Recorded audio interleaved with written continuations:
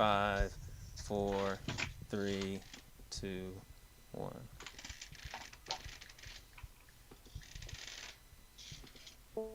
Tonight on the Fifth Chapter, 4 Americans are dead after an angry mob charges into the U.S. Capitol and takes it over. What do Dennis and Brian think about the Capitol Hill chaos? And is this a sign that 2021 could be worse than 2020?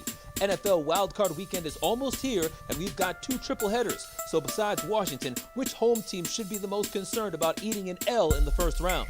And Michigan basketball blows out Minnesota to get to 10-0, but they're only ranked 9th in the AP poll. Just how good can the Wolverines be on the hardwood?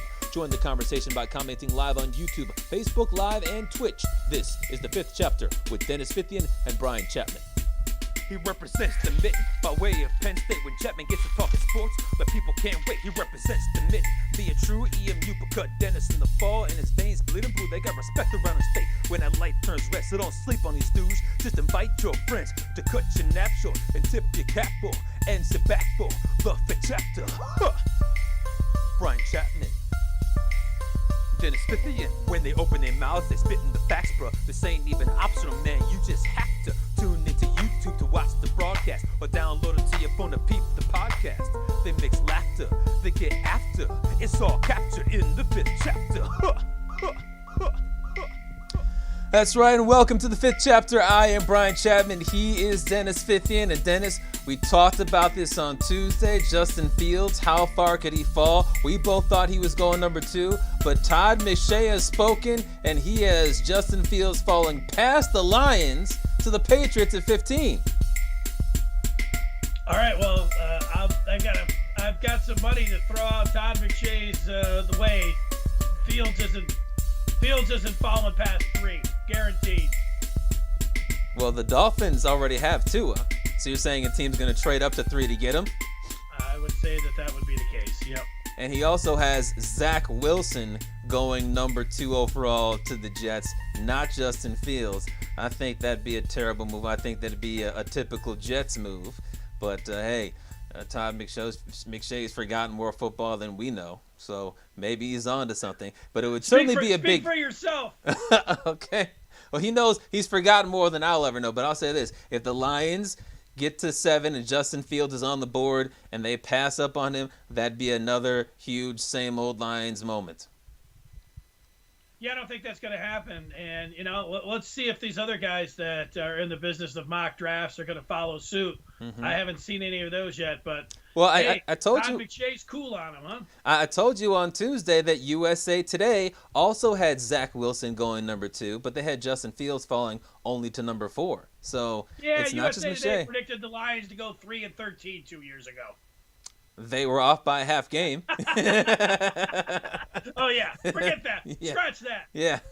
I will definitely want to thank everybody out there who is watching today's episode 68 of the Fifth Chapter. We've got 5 more fantastic chapters on YouTube, Facebook Live, and Twitch. Also, a thank you to all those who are listening to the podcast on Apple, Google, and Spotify. Make sure that you like, subscribe, and you can participate in each show by sending in your feedback via YouTube or Facebook Live. Dennis will be monitoring it throughout the show, and he'll be reading it throughout the show.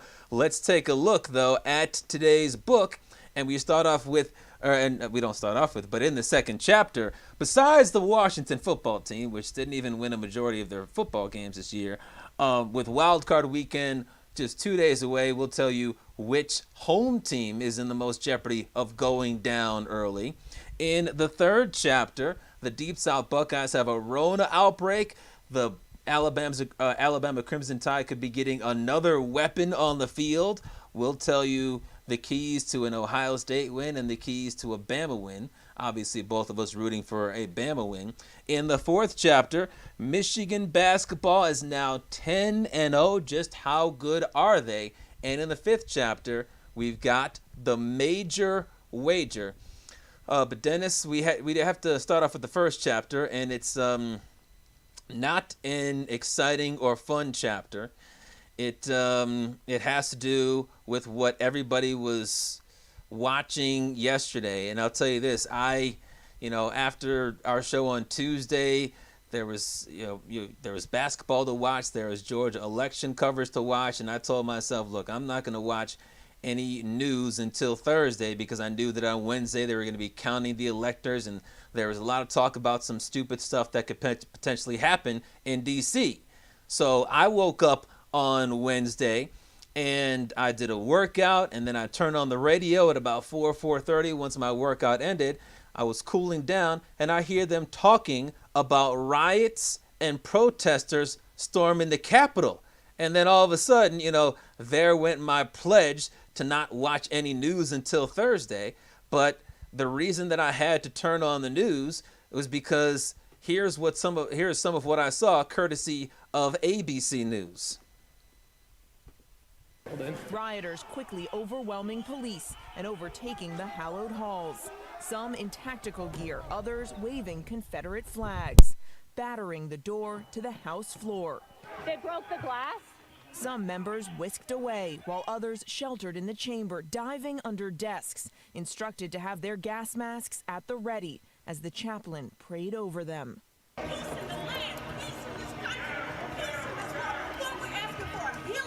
A line of officers holding back the intruders, guns drawn. In the Senate, one rioter reaching the podium, falsely declaring President Trump had won the election. While in House Speaker Nancy Pelosi's office, another intruder kicking back, his boots on the desk. Other offices left completely ransacked. Authorities struggling to stop the insurgents, taking almost 12 hours to completely clear them from the Capitol complex. Backup brought in from police forces in Virginia and Maryland, the FBI and ATF. Washington, D.C. declaring a state of emergency. But the president, sources say, initially rebuffed bringing in the National Guard. The self-proclaimed law and order president only relenting after aides talked him into it. The demonstrations turning fatal. At least 4 people have died, including one woman who was shot by police inside the Capitol. So, and that's just really, I don't know, the tip of the iceberg with regards to what transpired in yesterday's game. Everybody was talking about it, not just people on the news. The Celtics versus Heat game almost didn't get played because the players were so distraught about what happened. The Pistons and Bucks took a knee before the start of the game because of that and because of a decision in the Jacob Blake situation. And, it was kind of like what we saw in Lansing over the summer, except 100 times worse because you had people dying. And you had rioters busting out windows, scaling walls, breaking into the offices of congressmen and congresswomen. You saw the racist Confederate flag. And now you see what's happening, and there's talk about invoking the 25th Amendment and impeaching and removing the president of the United States, and that's from both parties. The president obviously throughout this time was encouraging and praising the mob and has since backtracked. And federal prosecutors, I saw this about a half hour before our show started, federal prosecutors are looking at Trump's role into sparking this riot. Dennis, everyone watching this yesterday had some thoughts about this. What was going through your mind as you saw this transpiring in our nation's capital? I was having a hard time digesting it and even figuring out what was going on, I, like you, wasn't sitting around watching the news all yesterday morning or even into the afternoon. I was out walking my dog, and I came back, and I just had about a half hour getting ready to do a radio show, and I'm looking at some Michigan basketball statistics, and then all of a sudden, I see, I'm reading the comments, and I'm thinking, wow, the Associated Press, is it really like a rampage, and some of the the words that they were using, taking over, and I was like, that's really, so I mean, it was such an inflammatory couple sentences, I had to tune in just to see what was happening there. And it's at some point, if you take it to the sports world, the players that you've read about over the years that when they talk about winning or losing a game, it's I don't accept losing. It just never crosses my mind. It's just always about winning. Win, win, win. And I think this is a little bit of what I saw there, man. It's you got to learn how to take an L. These elections, when Trump came in, it was a really close election, and he won, and they allowed him to come in and be president. And you mentioned those Georgia runoffs. I was watching a little bit of that. I mean, it was as close 50-50. You know, they're coming down, counting the last couple votes in there. Very close. I mean, this election, very close. And when you put the couple mechanisms to look at them and appeal it and everything else, at some point you got to take the L and move on. And people are having a hard time taking this L. And the president has got to take his L, and he didn't. And it's childish impulses. But you know what? We had an election, and it was very close, and now it's his job to try to make this a smooth transition. I said, it's going to be orderly. We'll see about that. But it was, to me, just a guy that's never been able to look at things normally and be able to take a loss. And, he's still out there. And his fans are eating it up. And the other part about it is like nobody ever has any accountability, and everybody's blaming somebody else. It's like, well, they did this. Well, what happened over the summer? It's like, and then like, well, we didn't do it. It was always Antifa, both sides. I mean, nobody's taking any responsibility for anything. And so, nothing happened yesterday. We say, well, there's some good that can come out of this. No, there's no good anywhere there. There's nobody taking responsibility for anything, and everybody's deflecting and everybody's blaming each other, and that's just where we're at. We're at a standstill. That's my thoughts. Well, I don't know if it's a standstill, considering there's all this talk about if the 25th Amendment isn't invoked in a short period of time, then Congress is going to try to impeach and remove the president. But I'll say this. There have been a lot of things in the last few years that have shocked me but not surprised me, and a lot of this shocked me but didn't surprise me. The one thing that did surprise me was the lack of manpower by the law enforcement officials at the U.S. Capitol.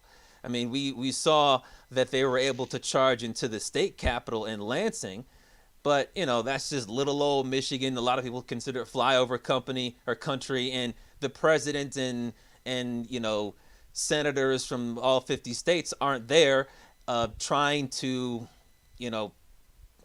go through a procedure to put the next president in place. But I don't, whether it was the Secret Service or the U.S. Capitol Police or the Sergeant of Arms or the D.C. Metro Police or the military, whoever, I was shocked that they had hardly any boots on the ground, and they had such weak little barriers there that these rioters could just blow through it. They knew for weeks that there was going to be a demonstration on this day at the Capitol, and it doesn't take more than you would think a day or maybe a few hours, if they know that there's going to be a demonstration, to get the appropriate number of people there. You would think that the U.S. Capitol building would be one of the most heavily secured buildings in the world, but instead you could have folks that weren't even armed with like AK-47s and military gear just blow right by them. They're carrying flags and all sorts of other stuff, and they could just walk right in. They were in Nancy Pelosi's office. They were busting out windows in Mitch McConnell's office. They were on the Senate floor in that big chair where, the leader of the Senate sits. I mean, if I was a foreign enemy, I'd be thinking to myself, it's that easy to get into the U.S. Capitol? We should have tried that years ago.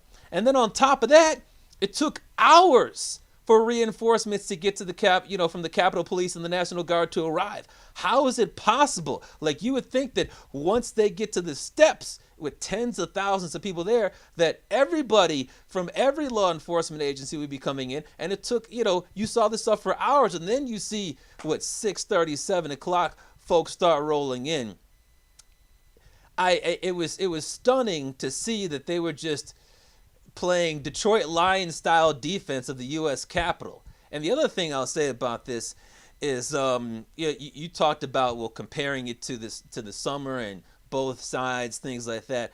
One of the things I immediately thought, and a lot of my family and friends thought about, was race, because the vast majority of those that were storming the Capitol were white. There were a few minorities that I saw, but most of them were white, and a lot of them didn't like minorities, as evidenced by the Confederate flag and some of the other symbols. And tens of thousands of them stormed the Capitol, and I just thought to myself, as did many other people, what if there were 30,000 or 100,000 blacks or 100,000 Muslims that tried to storm the Capitol? They wouldn't have just said, come right in. They would have shot everybody up. They wouldn't have gotten within 300 feet of the Capitol building. But because they weren't colored, They got in with ease. And then secondly, you think about what happened to the mostly peaceful protesters standing outside of the White House. They had those big barricades. They had, lines and lines of law enforcement officials in front of the White House. And perhaps that's a building that you would think needs more protection. And it did get that. But the mostly peaceful Black Lives Matter protesters, maybe there was about half black, who were just standing there and chanting for the most part. Some were arguing, yelling, but they weren't trying to invade the White House. And we saw them get tear gassed, and we saw the police with the shields just like run them over. And there was no tear gas at the protesters or the rioters when they were charging into the U.S. Capitol. There's a significant difference here, and everybody that I talked to, particularly those of color, but also white people that I was talking to yesterday, say, yeah, there is a difference because they did not treat those two groups the same way. Yeah, I did see some tear gas out by the protesters today, but I think what you say as an overall point, if those were the minorities that were doing the same thing, it would have been a different outcome. There would have been more force used. I agree with that. I don't think there's anybody that could, write in or make the case like, no, everybody would have been treated the same way. All right, we've got a lot of feedback on this. Before we get to the second chapter, let's read some of that, all right? Yeah. Keith weighing in and saying, let me get to the front of the line here. I told you guys, he did tell us, that we were headed towards civil war of sorts. This is what I meant. It's easy to spot a clear and present danger. He's the only president I thought was clearly unfit based on his obvious lack of moral character. He speaks with such cruelty and divisiveness, and some poor knuckleheads believe every word. If the traitors were BML, they would have been shot. Our country is so sad. Well, I will say this about the whole Civil War comment. People have been talking about this for months, like, oh, if he doesn't win, there's going to be civil war. And I think most of us just shrugged it off. And the people that you see in that video right there that were breaking into the Capitol trying to take it over were trying to tell the world, no, this was not a joke. So there's going to have to be a lot of people on both sides of the aisle to come forward and say, this is not okay. We're not going to have a civil war. You had that one stunt. That's it.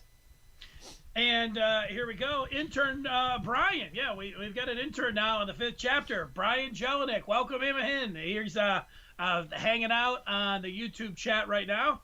He says, while I don't like the guy at all, he's not talking about you.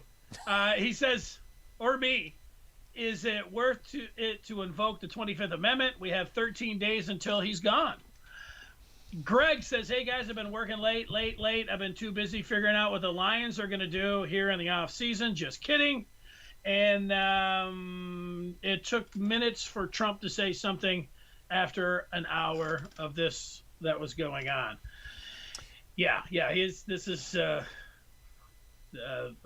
situation that starts at the top. Yeah, and I think in terms of the whole 25th Amendment versus impeachment versus just letting it ride out, I think that, some folks would just say, hey, he's been golfing a lot, just let him go to the golf course and not do anything.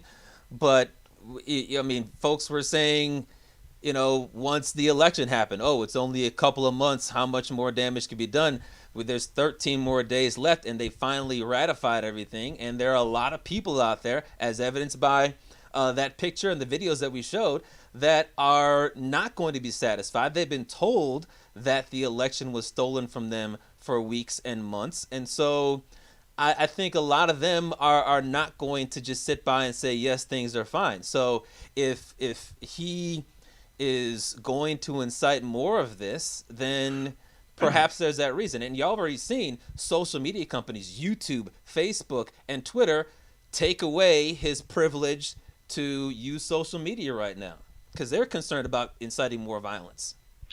Yeah, well, it's hard to know what motto, like if they did try to, like both sides, I think, want a little blood here. There's a lot of people that want to see jail times. A lot of people just want to see him out on his ear. The other side, like you mentioned, they think they've been wronged here. So, they're ready for some I don't know, bloodshed, it appears, whatever. We've already got 4 deaths. Damage. They've got some of that.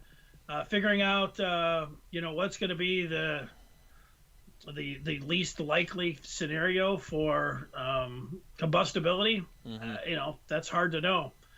Just and it's not like it seems like you can pay them off, just to sit back but you don't do that either. So Yeah. they got their hands full there. Like people that are telling me that they're so definitive one way or the other, I'm thinking like, you don't know that. So Yeah, and the other thing about this is, for months people have been saying I can't wait till 2021 happens because 2020 was such a bad year, and it was a bad year for our country and for the world. And I was telling people, Uber riders and friends and family, just because the calendar turns doesn't mean that all of a sudden everything's going to get better. And we're just 7 days into 2021, and we've got this takeover. This is scheduled to be the worst month of the pandemic so far. It's not just about the calendar changing. People have to change the way they act, and people have to change the way they're going to go about things, or else 2021, yes, could be worse than 2020. Yeah, excellent point. But we all do we all do that with the calendar. We do that with the days of the week. Oh, Monday sucks. I can't wait till the weekend. Oh, it's a new month. All those kind of things. Just wait till the election's over. This pandemic is going to disappear. I mean, there was a lot of that going on. Yeah, wait till the new year. So you're right. Oh man, the wait till we just can get to spring so that this can burn off. I mean, there was summer for sure, and that doesn't work. No, you're right. And for the part about like just waiting, if we're just sitting around, waiting for some celestial bodies or the calendar to flip. Like some people were saying back in 08, hey, we gave you a black president, therefore racism is gone. No, it doesn't work that way. Like people have to stop being racists for racism to go away. I know, and you know what? That seems it almost seems like a ridiculous thing to say, but it needs to be said. It does need to be said. All right, Chap, you ready to get to the second chapter? Yeah, let's turn the page to the second chapter. All right, and that gets us to the National Football League. They got all the games in this season. A little bit of a surprise, even though there was a big hiccup there on Sunday night with the Eagles tanking in the fourth quarter. But now we get to wild card weekend, and we've got 6 games here. Brian, which home teams would you say are most likely to lose? Well, I think the most likely to lose is certainly Washington FT. They're the only team with a losing record, and they're playing the Tampa Bay Buccaneers. Now, that's not a guarantee that they're going to lose that game, because I think that NFL teams with a losing record that win their division and have a home game all time have a winning record or around 500. It's not as bad as you would think it would be. So this is probably not going to be a shoo-in, although there are obviously quarterback issues and everything else going on with Washington FT. I think that they're certainly the team that's in most jeopardy of losing a home game, and then you got Chase Young calling out Tom Brady a couple of days ago. That's going to motivate the 49 or 50 or 70-year-old quarterback for the Buccaneers. So I think that's number one. But aside from them, I had to narrow it down, and it came down to Tennessee, who's actually, I think, a 3 or a 3.5 point underdog to the Ravens, and the Seattle Seahawks. Because, I look at Pittsburgh, and I think they were just sizing up the Browns last week, and they're not going to have much of a problem with them this week. And the Browns are still just the Browns to me. Buffalo, I think, is a legit Super Bowl contender. Chicago's offense came alive late in the year, but their 3-game winning streak was against the Texans, the tanking Vikings, and the Jaguars. And then when they played the Packers, they got smothered. And I look at the Rams against the Seahawks. They're interesting because they're going to have Jared Goff back, it looks like. He was limited in practice, and from the video that I saw, he looked like he was 100% throwing the football. I believe Robert Woods said that he was throwing a great spiral. They also have a great defense. They've got the best defensive player in football in Aaron Donald, and they've got the best corner in Jalen Ramsey, and that could give Seattle a lot of issues. Seattle only scored 20 points against the Rams 2 weeks ago, but the Rams only scored 9. And then they only beat the Cardinals 18-7. So that, I think, is the second most likely game to have a road team win. But by default, I have to go to the Ravens, even though I think the Ravens are going to lose, because the Titans have a bad defense that the Ravens can take advantage of. The Titans have given up 78 points in the last 2 games, and the Ravens are hot, but they played some bad teams down the stretch that we all thought they were going to win. But if Lamar Jackson can show up offensively from a passing standpoint and tear apart the Tennessee Titans secondary like some of these other teams can, then I would have to go with them. But I'm having a hard time outside of Washington FT finding a home team that's going to lose this weekend. Yeah, I'm with you there. You know what? The Colts have a pretty good defense, and I've been on them all year long. And Phillip Rivers, every time I said he was washed and sucks, found a way to push that ball somehow and find a way there. Yeah. And they've got the running game rolling a little bit now. So I look at that one. Maybe they could keep it close. I like the Browns, and I know that earlier in the year the Steelers wiped the field with the Browns, but they didn't have Chubb in that game, and Mayfield threw a pick right off the bat. They just got steamrolled in that particular game. I don't take anything from last week's game, but the Browns just have, besides being the Browns, they just got a bunch of stuff going on. They got one of their backup wide receivers getting pulled over for drag racing. You got COVID all over the place. The coach, they haven't been able to practice. I mean, they're not practicing, and they got a playoff game coming up. So if this is easy to say. If they didn't have COVID going on, I might like the Browns, but it really seems to be hitting them. The Ravens is the most fascinating one because anybody that tries to tell you definitively what's going on in that game, if the Ravens can get up in the first quarter, or if they can get the double digits and so they can play Ravens ball, I think the Ravens are going to win that game. But the Ravens, the Titans showed everybody with the MVP and a 14-win team, how do you slow them down? How do you beat them? Well, you keep the ball in Lamar Jackson's hands, and you just get a lead. And they were able to do that last year. So if the Titans have success and, they jump out to a little bit of a lead, man, that's going to be a tough one for Baltimore. So, how do you even pick that one?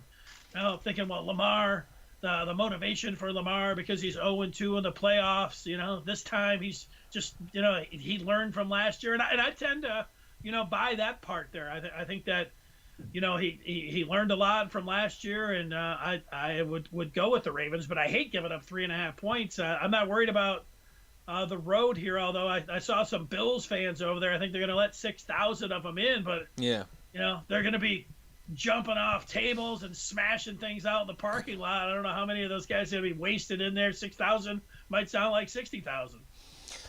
Yeah, I don't give the Colts much of a shot against the Buffalo Bills. The one thing I also think is important to point out about that Ravens game against the Titans is that the Titans have experience because last year they got to the AFC Championship game. They're not a team that's trying to get over the hump like Baltimore is. They don't have a quarterback who's trying to get over the hump like Lamar Jackson. They've gotten over the hump. So with home field advantage, with the experience of knowing how to get it done in the playoffs, it just seems difficult to see. I'm not.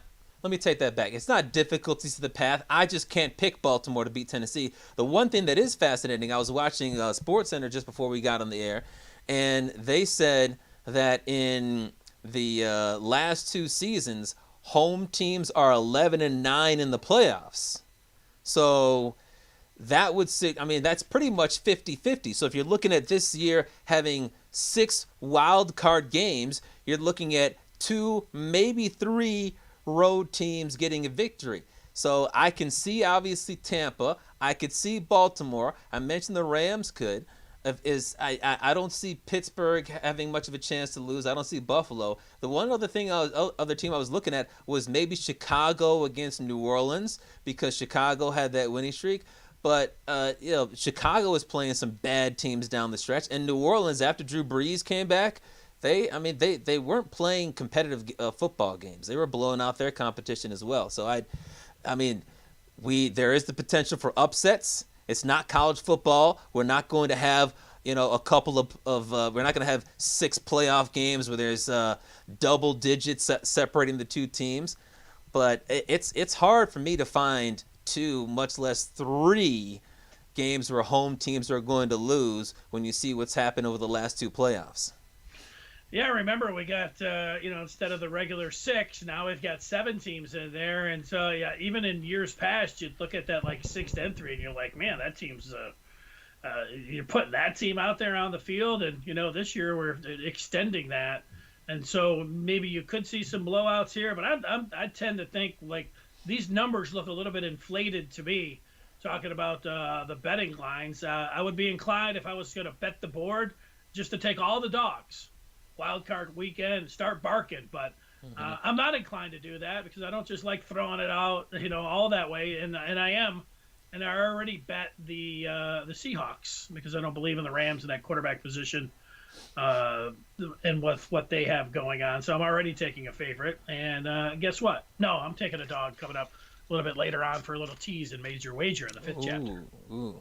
Yeah, well, I'll say this. Out of the point spreads that I saw, one that I really liked in terms of an underdog would be the Bears getting 10 points. Oh, we've got some Bears and 10 points. Mm-hmm. Yeah. Like I said, the Brown game I just got to throw out. I can't mess with that game because of the COVID. It's too difficult to get a read on. Keith says we'll get to some feedback here, the live chat, and as we're going on, if you're watching, whether it's on Facebook, Twitch, live chat, get out there, get your fingers going, and type in and join the fun as the show's going on. Now, if you're listening to the podcast after the fact, Chapman does a great job of the details, everything else. You're subscribing to that, but then at 7:30 on Tuesdays and Thursdays, we're doing this live, and you can be a part of it. Like Keith, who says fantasy football is over, so I just don't care anymore. I feel this way every year. And if we have a real football team in this city that made it to the playoffs, I'd probably feel otherwise. Well, go ahead. I was going to just say real quickly, that's where sports betting can really change the way you look at games, because perhaps you don't care at all about Seattle versus the Rams, but throw $5 on it. Doesn't have to be a heck of a lot. Throw $5 on it, and all of a sudden you want to make that $5 back plus the extra $4.55 if it's a minus 110 money line or a minus 110 point spread. Yeah, but just don't take Chapman's advice, when it comes down to the playoff. No, I get that part, the empty feeling of not having any action out there and the Lions sucking, and just watching these games like, this blows. I've got nothing going on. It's amazing what just a little bit of action on a game can do for you. Games can come out. You could have a Maction Tuesday game. You're watching it like it's the Super Bowl. Keith, the daily fantasy, I would suggest putting a $25 deposit in there, just easing in there with a couple $1, $2, and it's a little bit of a guessing game in there, but it's fun, and you got a little bit going on there. The other thing, I've got a fantasy postseason pool that we're doing. It's a different one this year. I've done different ones. I've done drafts. I have never done an auction postseason one, but I did a great one where you had to pick just one position from each team that was in there. Ended up being a great pool. This year we used some tiers, and I ended up loading up all on the AFC. We're going to see how I do there, but there's still fantasy football out there if you want it. And, Keith, you should have told me if I would have, I guess I will back that up. If I would have saw this a message last week, I'd have got you in, my postseason pool. Let's see. Greg, I do watch the playoffs. I agree. The Lions not in the playoff puts you in a sour mood. Washington has no players or coaches with COVID. 5 players have COVID. When it comes to the Lions not being in the playoffs, they're usually not in the playoffs. So if you're a football fan, then I get that you want your team in, but you should be able to watch the playoffs and enjoy. I think even without having any action, it does help if you have $5 or $1 or whatever you feel comfortable gambling on the game. But it's not like if you're a New England Patriots fan and you've won the division every year, this year's going to really suck for you because you're used to something. If you're a same old Lions fan, you're used to, in a good year, the second week of the playoffs, your team is out. And that's after losing the first week. But this is the norm for Lions fans. How are you Well, going to sit back and oh man, my team didn't make the playoffs? That's what happens. It's the NFL playoffs. You're a Lions fan. Well, but you know what? You're right, Chapman. But I feel the pain there of Keith and others. Like there was a realization last year at the Super Bowl, and then a couple of years ago with the Big Ten championship game. I was a couple of years in there. I was taking the time off from work. Because I thought Michigan was going to be in Indy. They're all lined up, and of course it didn't happen. And I drove down and visiting my dad, and the one part he said, maybe you just better stop taking that you better stop taking that vacation off, just you never get into Indy. And then it's the same part with the Super Bowl. It's like I get around to the Super Bowl and I'm act like, man, I love the Super Bowl, I'm all into the Super Bowl, I love the history of the Super Bowl and everything else. And my wife's like, why do you like the Super Bowl so much? The Lions have never been in. Because it's a fun game to watch. Yeah, but you got a point there. It's like, you know what? I get all geared up and act like the Super Bowl is the greatest, one of the greatest events of my life. But, the Lions aren't in there. So, what makes it the greatest event in Detroit? I mean, there's also other things about it. You can play Super Bowl squares. Typically, if it's not a pandemic, and some people aren't going to care this year anyway, you can have a Super Bowl party where you can gather with friends and family. You have lots of food. They have some of the best commercials that they have all year, and I hope they have a brand new Colonel Snowman commercial because I love the Colonel Snowman commercials for KFC. But there's a lot of things that make the Super Bowl enjoyable, even though the Lions are never in it. And to sit here, I mean, we're going to Super Bowl 55. Are Lions fans going to act like they've never enjoyed a Super Bowl because their team isn't in it? It's unreasonable. It is, but there is a reality at some point when you're watching, whether it's a wild card weekend or the divisional round or the championship, or then you get to the Super Bowl and you're like, you feel a little phony, like, well, look at this. This is kind of like, I got nothing going on. Maybe that's where you do go to the gambling, because then you feel like you always have, something to root for it. Yeah, like, hey, I bet $10 on the Bears to cover +10. Come on, Mitch Trubisky. Yes, a late touchdown. The Bears lose by 8, and I win by my bet. My Bears got me some money in the loss. Greg says, Chapman, the Rams are up and down. I do agree with Seattle being one of the worst 12-4 teams. Intern Brian, Rams will win. Seattle's one of the worst 12-4 teams I've ever seen. Maybe he was talking to that Brian. Washington's D isn't terrible. Tom has looked god-awful at certain times this season. WFT will cover. Look, there's no excuses for the Tampa Bay Buccaneers because they have been up and down, and when you consider Tom Brady has likely the best supporting cast that he's ever had, with 2 Pro Bowl wide receivers, with Gronk, with O.J. Howard, with 2 solid running backs, there's the inconsistency that they've had on the offensive side of the football is inexplicable. Obviously, he's 40, 50, 60, 70 years old or whatever he is, but he's still a good quarterback and an above-average quarterback. And with those weapons, he should be putting up numbers like you have with Mahomes and Rodgers. And the fact that he hasn't is a little bit puzzling. So is there a chance that Washington FT defense could come through and show us the perplexing Tampa Bay Buccaneers offense? Yes, that would be the key to a victory for Washington FT. I just don't think that's going to happen because Brady typically brings his best in the playoffs, and he's got these weapons. And it seems like later on in the year, he finally got into some sort of rhythm with them. All right, intern Jelinek, mark the tape.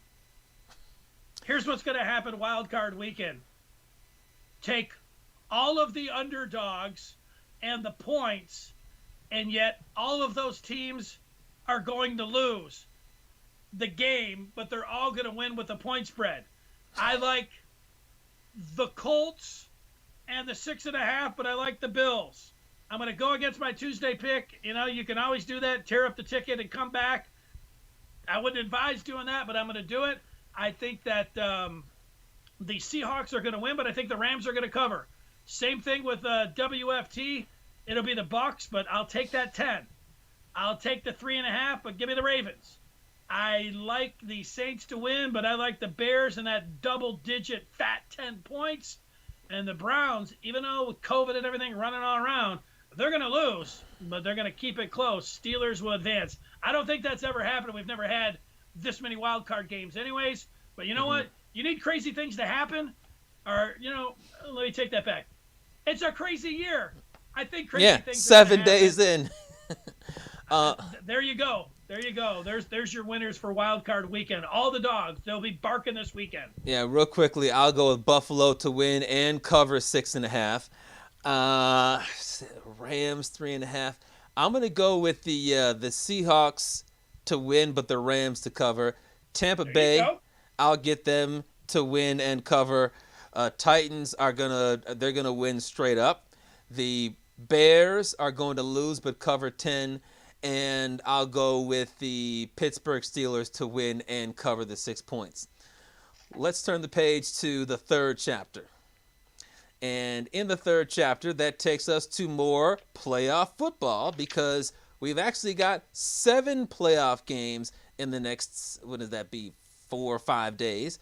We got the college football playoff championship game, where Alabama is an 8-point favorite. Now, the college football playoff championship game is scheduled for Monday, but there was some talk a couple of days ago about them pushing the game back because guess what?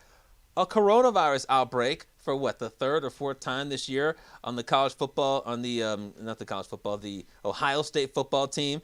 Ryan Day said either earlier today or yesterday that they're going to have enough players to field the squad, but how many players are they going to have? There's a lot of interesting storylines. That I think is the top one. Nick Saban's daughter jumped into the mix because she had to apologize and delete a tweet from her account and actually delete her Twitter account after she accused Ohio State of using COVID-19 as an excuse to give them extra time to get Justin Fields healthy because he took that big shot to his rib cage. How healthy is Fields going to be? And one other storyline is that Alabama could be getting even better. Devontae Smith just won the Heisman Trophy on Tuesday, and they could be getting perhaps an even better receiver, Jalen Waddle. He's been out for the last several weeks. He's been practicing, and Nick Saban has suggested that he might play in the national championship game on Monday. Dennis, what do you think about all these storylines, especially that COVID-19 angle for the Buckeyes? Well, I think if you just threw wild theories out there that pertain to COVID, and that means you had to delete your account, there'd be a lot of accounts deleted, starting with Kirk Herbstreit's and half of the national media when it came down to it. But I think there's a thought here. I don't know if it's going to do it, for Fields and the ribs, but there could be a real outbreak there. And do you want Ohio State to be, full strength here, or as much as you can, and have the ability to move the game? I don't care. I'm tired of giving Ohio State, every break and saying, well, it's a pandemic season. Not everything. Just go ahead. Let's just get to the game. So.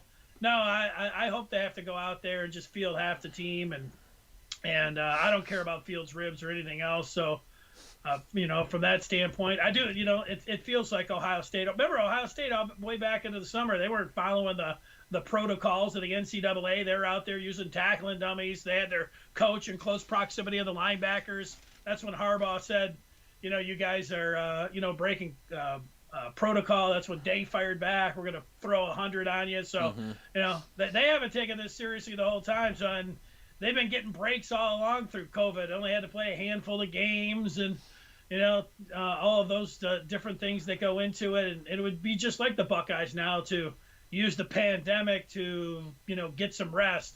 So, you know what? I think Nick Saban's daughter's on to something.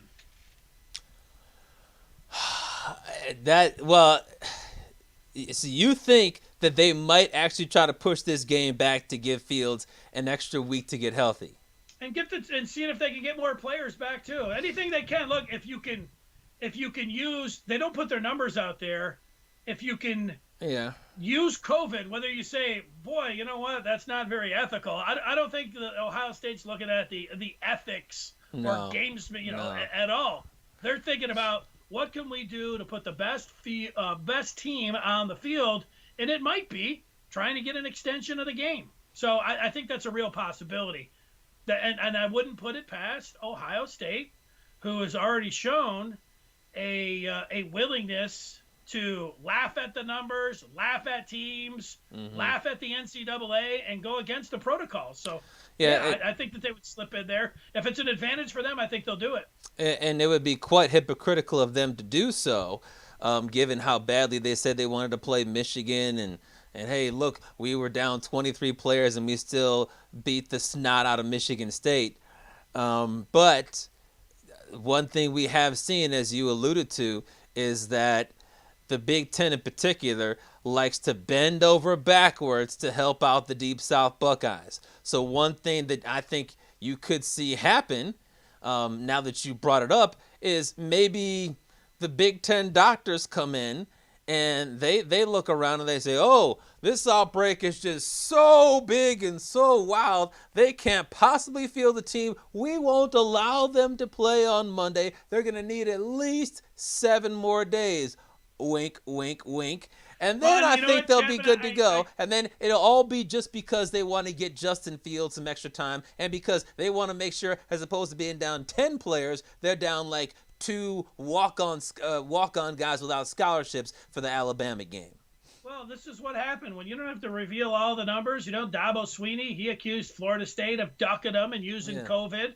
And, Wisconsin, at the start of the season, they played their first game, but then they took a couple games off. They were doing what they thought was in the best interest of their program. I think, was health and safety involved? I'm sure it was part of it. But they were also thinking, hey, we could still be eligible for the Big Ten championship game. In fact, that's what everybody was saying all along. Ohio State, too, when they were missing games. Illinois, Gene Smith, their AD, said we could play. But you know what? They didn't because they still had a little wiggle room in there. And then finally, they had to go out there with a skeleton team, as you alluded to, against Michigan State and kick the crap out of them because they had to at least try to get so many games in there. So you do what's in your best interest. That's why when it came down to Michigan, is everybody like, do you think, Michigan, waved a white flag and all that whole thing? Maybe. You know what? I can understand why people would say that they would do it. And I can understand why they might. It was in their best interest if they were down to a walk-on quarterback and a skeleton team where they really were going to get beat by 75 points. Could I understand how you could look at it and say, hey, it's in our best interest not to play this game? I could. So, I think it could be just on Justin Fields getting an extra week. Is it going to be beneficial for Ohio State? I would say probably. And I also thought it was interesting. It wasn't Ohio State saying, oh, well, maybe we're going to have to push this game back. It's the Big Ten who's coming out and saying, oh, well, we are taking the lead on this. That's suspicious. Well, the Big Ten likes to defend Ohio State. But I'll say this about Nick Saban's daughter. Saban has to be furious with his daughter because he does not like giving any bulletin board material to anybody. And the Buckeyes, as we've seen, 20 down ups. Well, he probably made her delete the account because when you think about what she put out there, it wasn't something that I thought was worthy of a deletion of your Twitter account. She said things that I think a lot of folks have said, but her dad probably said, look, if you don't want me to disown you, then you're going to have to delete your account because that was, you could cost me a national championship. You could cost your dad a championship. And the Buckeyes, we know, love bulletin board material. Urban Meyer was better than probably any coach ever at using bulletin board material to inspire his team. And I think that bulletin board material actually makes them better. There have been, I remember hearing all these stories last week about how people were saying that, Dabo Swinney was perhaps kind of stupid for saying that the Buckeyes were the 11th ranked team in the country, and Nick Saban would never do something like that. He's always talking about respect the opponent and don't give your opponent an edge. And his team did nothing. They didn't say anything except, Ohio State's a great team. We're ready to play them. And then his daughter pops up at the last moment and says, hey, they're faking an outbreak so their star quarterback can play. She needs to socially distance from her dad until at least the national championship game because he doesn't want any part of her. I'm just throwing it out there. It's probably not true, but he cannot be happy with what she did.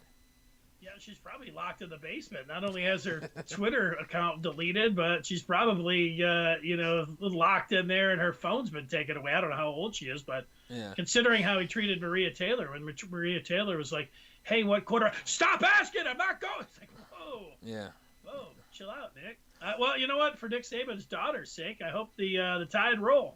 Same here. So what would you say are some of the keys for an Alabama victory?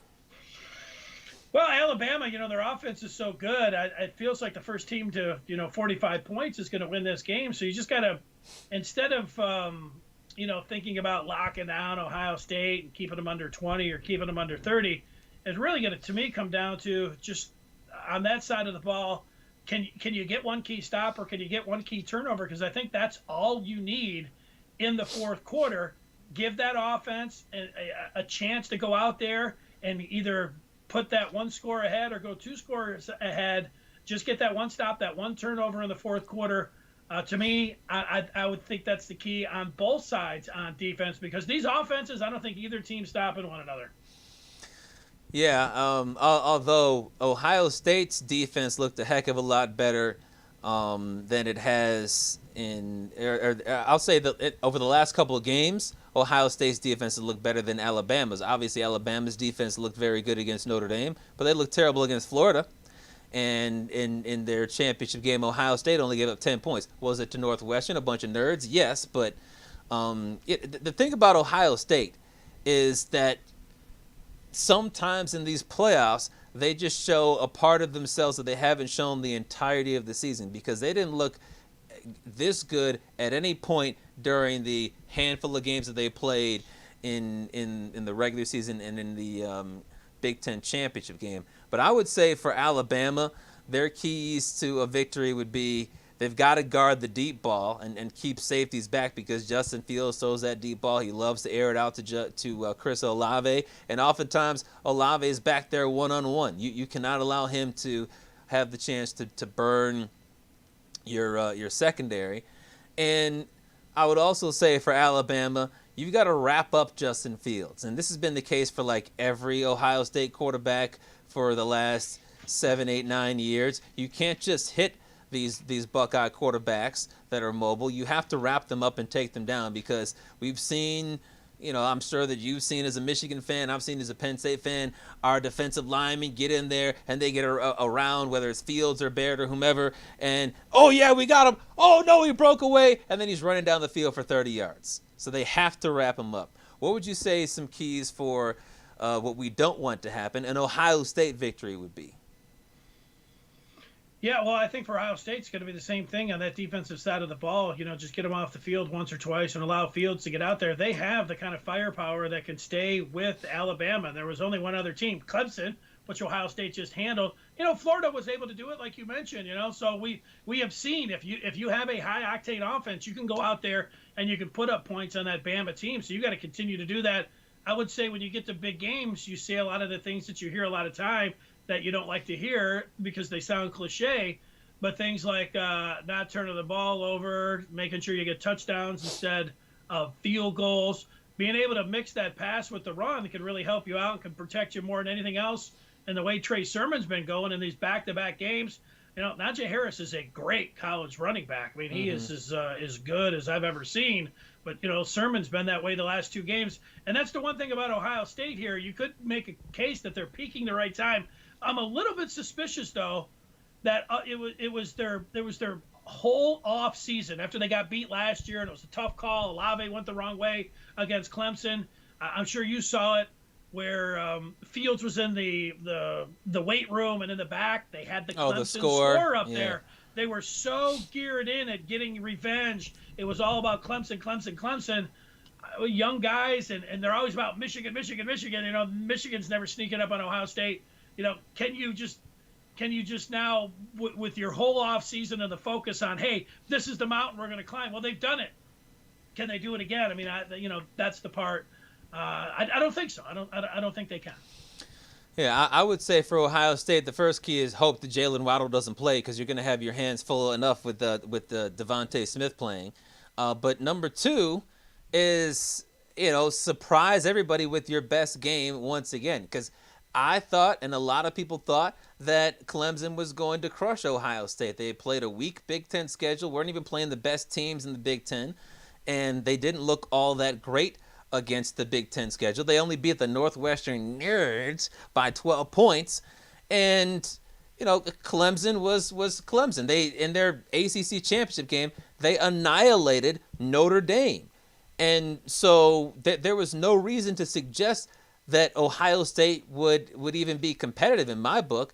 And the game wasn't competitive because Ohio State showed something that they had not shown all year. So if they do that again, then they could beat Alabama by 20 points because I thought that Clemson was going to win by 20 points. What kind of feedback are we getting? Zach Wilson's going to take time to develop. Super Bowl's overrated. Come on, Dennis. Cleveland will be blown out by 21. Give me the Buckeyes. Here's some of the ones that I'm reading here. Greg, I'm a Big Ten fan, but I am rooting for Bama. I think Ohio State is overrated, and by lose by 13 plus. Yeah, if you're a Big Ten fan, especially if you root for Penn State like I do or Michigan like you do, you can't root for Ohio State. Michigan State fans, I can kind of understand that because of the enemy of my enemy is my friend, and Michigan State's biggest enemy is Michigan, so they might think, oh yeah, think about how much this will hurt Michigan fans if Ohio State wins a championship. But for the most part, I'll sit there and I'll root for Iowa in a bowl game or Minnesota in a bowl game, Michigan or Michigan State in the bowl game. I'm not rooting for Ohio State in the bowl game, particularly one where they could be called the number one team in college football.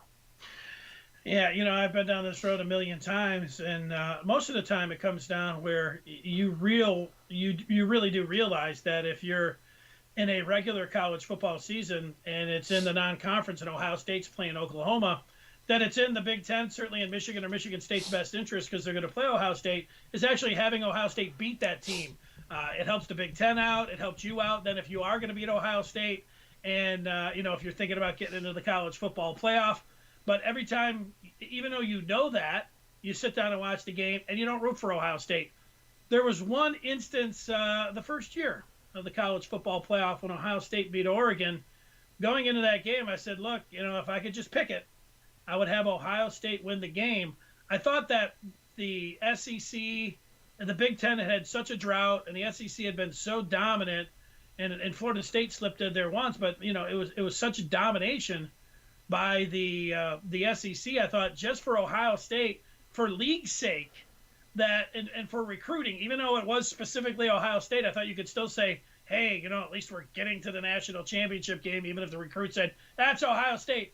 I thought it was good overall for the Big Ten's profile, although admittedly, even though I said that, once the game started, I was rooting for Oregon. Yeah, and the whole good for the Big Ten thing, it just doesn't fly with me. When you think about the SEC, Alabama's in there all the time, and you'll see other teams get in there from time to time as well because it's good for the SEC. Like LSU won the championship just last year. A couple years ago, Georgia got to the national championship game. Other teams have a shot. But with the Big Ten, it's always Ohio State, except for the one time Michigan State got there and didn't score a point. It doesn't trickle down to anybody else. No, but even besides the college football playoff, though, it helps you. I don't know if they're barroom arguments or, just arguments that you have all the time. Overall, you look at a Big Ten season, you say, because, you're matching up against the SEC. If Minnesota beats an Auburn or something, you say, oh, hey, look at, the Big Ten. If the conference gets embarrassed and everybody just, piles on, oh, you suck. And it's the same thing in college basketball. It's like, oh, the Big Ten got 8 teams in. Oh, they went 1-7 the first weekend. Oh, the Big Ten sucks. So there is part of that. I get the barroom argument.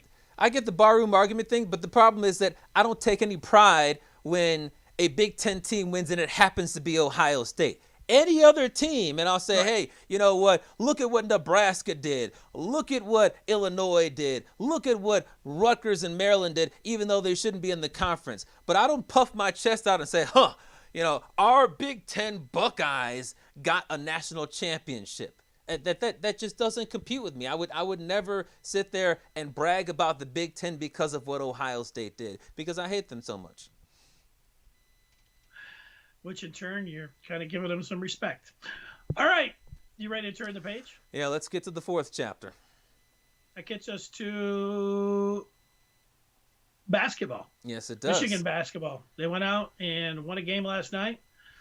to stay undefeated. They're now 10-0, 25-point destruction of the Minnesotan Golden Gophers, who are ranked in the top 25. So, Chapman, Michigan is ranked 10. How good is the Michigan basketball team? I think that I'm not going to say that they're good enough to say Final Four or bust, but I think they are good enough to get to the Final Four. And one of the things you have to look at is obviously, is Michigan, do they look like a very good team? And I think that there's a check mark there. Then you have to look at competition, and one thing you have to look at is there a truly elite team out there or not? Like, a team that has all the 5-star recruits or something like some of the vintage Kentucky or Duke teams. And right now there's one team like that, and that's Gonzaga. You got Baylor and Michigan, who are undefeated teams in the top 10. Baylor's number 2. Michigan's all the way back at number 10.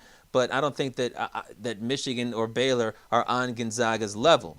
And then you have to look around and see, are there any top 5, any players that you think could get into the top 5 of the NBA draft on teams that aren't, unranked or are going to finish, in the middle of the pack in their conference, top 10, top 15 teams in the country. Michigan obviously doesn't have any of those kinds of players. Michigan might not have anybody drafted, but Texas is a top 10 team. They have Greg Brown, who could go in the top 5. All the other top 5 to top 10 picks in the draft are either on G League teams or on unranked teams, and I think that helps a team out like Michigan that doesn't have a lot of elite NBA caliber star power. You're not going to have, a bunch of teams like the Syracuse team that had Carmelo Anthony carry them all the way to the championship game. That the environment of college basketball, I think, helps them. The thing that I think hurts Michigan in terms of them being number 10 with, 7 teams with at least 1 loss ahead of them, some have 2 or 3 losses, is their non-conference schedule is pretty weak. But they beat Penn State by 4, and they beat everybody else on their schedule by at least 10. You mentioned Minnesota last night by 25 points, and Minnesota is pretty much a lock to make to the tournament. All that suggests that they can get to the Final Four. They've got great ball movement. Hunter Dickinson, I think, has won the Big Ten Freshman of the Week 4 out of the last 6 weeks, and he gives them a big advantage down low because most teams don't have anybody over 6'10" on their roster. He's 7'1", and when he gets the ball in the post, he scores. It's not like he puts it up and has to get a rebound, and then he misses it again, gets a rebound like Andre Drummond used to do for the Pistons, and then finally on that 4 try it goes in. Like it's post move, spin, score, and when you're shooting over 70%. That's at 7-1. Most teams aren't going to be able to compete with that. The one issue I would say that Michigan has is they don't have elite scoring out of their, or even I would say good scoring out of their guards. They get a big chunk of their offense out of Dickinson, Livers, and Wagner, forwards and the center and Dickinson. But so far, so good. And based on the environment that we've seen, based on how they played so far this year, I think they've got a shot to get to the Final Four. Yeah, I think the part I would disagree with what you said there. I think right now there's 2 teams and then there's everybody else. I think Baylor is included with Gonzaga. It's too bad that COVID wiped out a game. They were supposed to play there. But I've watched Baylor play. I watched them play Illinois. They got NBA bodied, NBA type players on that team, man. They could just really get after you, and I think it's those 2 teams and everybody else. The one thing about Michigan's schedule here is it's going to get a lot more difficult in another month, where they have to play Iowa and Illinois and Rutgers. Good thing about that, they only play those teams and Ohio State once, and the first 3 that were mentioned, they all play them at Chrysler. So even though the Big Ten's really tough and there's all these gauntlets, it actually really sets up nicely for Michigan. It's an interesting point, what I hadn't thought about. Usually you talk about your guards are the ones that carry you when you get into tournament play. And, Mike Smith, the transfer for Columbia, has been very serviceable. He's very nice. Eli Brooks is underrated. Shawnee Brown's a real nice 6-man, guard any position, great energy off the bench. But, yeah, you're right. I mean, those aren't their leading guys when you're talking about being able to, get you the points there. Anytime you start talking about the Final Four, this early, it seems a little bit early, especially for a team that you're just thinking about, hey, could they make the Final Four in the Big Ten? Mm-hmm. And last night, Andy Katz, listening to him, Michigan's the best team in the Big Ten. Hunter Dickinson's the best freshman in the Big Ten. Only Suggs and Kate Cunningham are he's in the top 3 and freshman in All-American. So there's the plaudits coming from all around. Some of the numbers, the NET ranking, Michigan's 4 in that one. They're 6th in Ken Palm. I mean, the numbers have this team as not just being a top 10 team. That not only suggests, I mean, that points to them, being a viable candidate, to get all the way and be a Final Four team. But I would say that they're in the mix. I mean, you can't say that there's a hotter team in the country here, and there's a lot to like about what's going on in Ann Arbor. Yeah, and I'll give you another ranking. Jay Billis of ESPN earlier today ranked his top 68 teams in college basketball. He has Gonzaga 1, Baylor 2, Villanova 3, and Michigan number 4. So if you've got ESPN Plus, you can look at the entire article. But he thinks that they are one of the top teams in the country. But he why don't you type your password out on the live chat? I'll just type that out so everybody can have it. But one of the things he mentioned was about what you said about having to play better teams in the conference. And he said, how does Michigan respond when he gets punched in the mouth for the first time?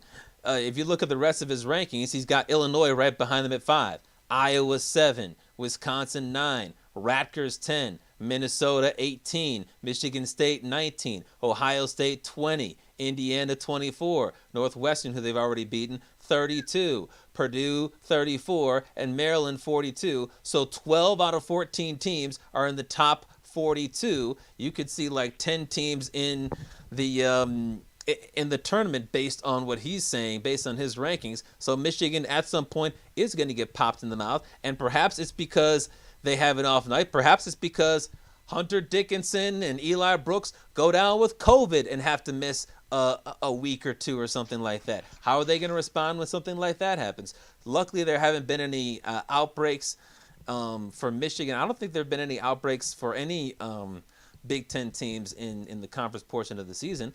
But except Penn State. Yeah, except for Penn State. But I mean, they're not a competitor for anything right now. So stay away from the Nittany Lions. Well, actually, no, that hurts Michigan because Michigan had their game against Penn State postponed. That was a guaranteed 30-point win. Well, yeah, postponed, so they'll probably get them next month. Maybe, yeah, probably. What kind of feedback are we getting on the chat?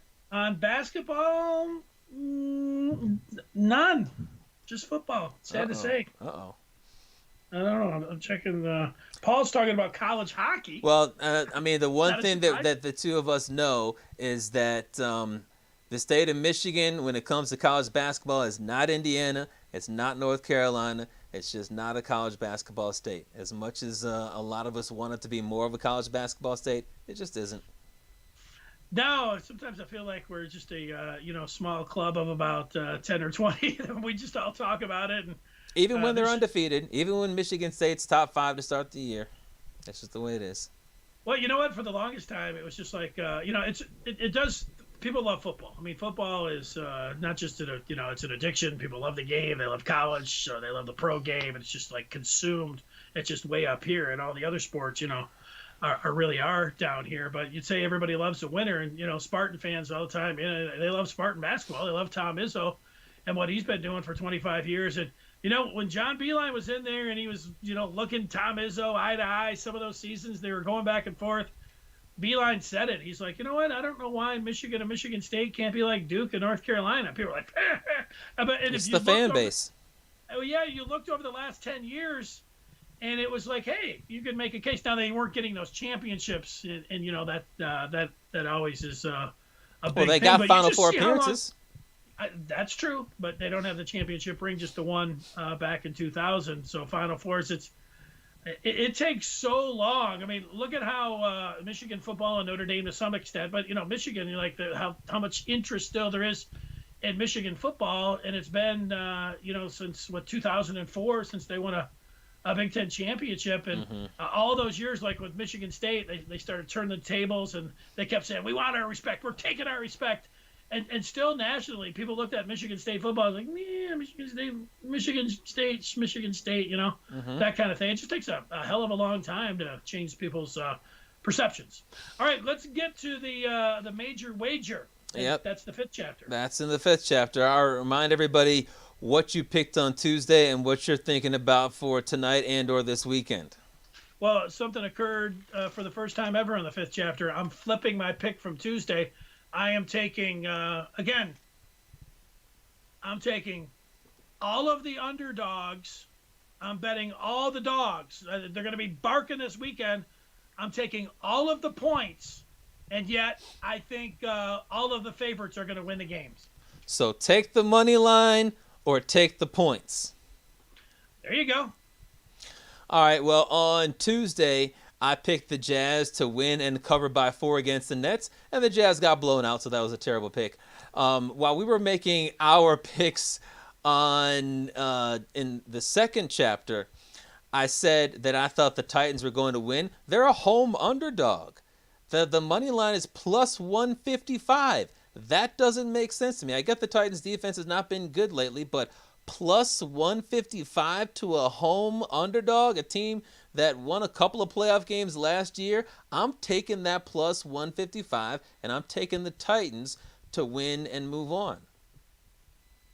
Great value, I think. Yeah, I do too, except the pacing is going to be really important. It's really hard. But you know what? Betting Derrick Henry, and you saw him do it last year, they come out, and start having some early success with the run. Lamar is Lamar. We don't know if he can play from behind, and certainly we don't know if he can do that in a playoff game. So I get that, and here I am taking the Titans and the points. So there you go. Yep. All right. Well, you know what? That'll get us to Tuesday. We will have all of those wild card games to talk about. We'll be able to look ahead to the divisional round. Plus, we'll be fresh off. Probably, I don't know. Maybe we'll check in with Nick Saban's daughter, the college football championship game on Monday. We will talk with you on Tuesday on the fifth chapter.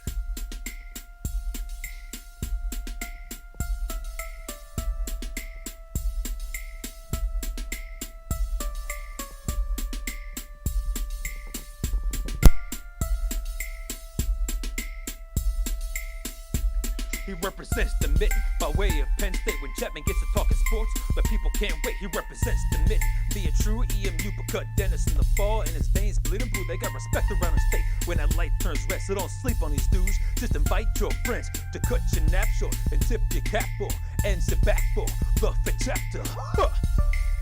Brian Chapman. Dennis Fithian. When they open their mouths, they spit in the facts, bro. This ain't even optional, man. You just have to tune into YouTube to watch the broadcast or download it to your phone to peep the podcast. They mix laughter, they get after. It's all captured in the fifth chapter.